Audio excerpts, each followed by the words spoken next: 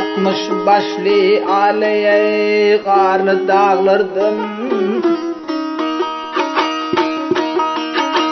60 başlı aleye karnı dağlardım. Duman göçer yağmur geçer silgarmır. Şeyda bilmesyen tutun bağlardan, Kazan vurur yaprak solur gül varmır.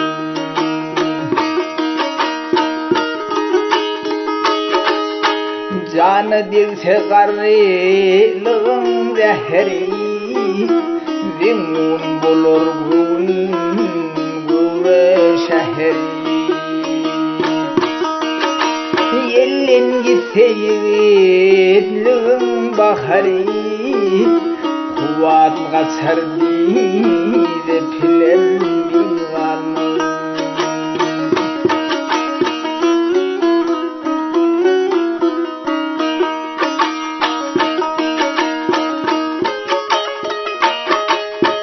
Bir namardın köp minnetli aşından, El okmu oyulu verdaşından,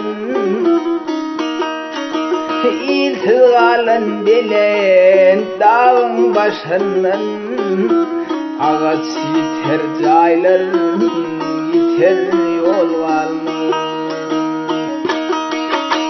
Mağtum ulu bu cahanna kim olur? Ol mekana gidin gelmez olur. Görür gözüm görklü gurangım olur. Ağzı kalar dinan düşer divanım. Gelin geçer bu yalançı cahanın, Oh Hüseyin bir padişahın varmır. Ağzı yakalar dinan düşer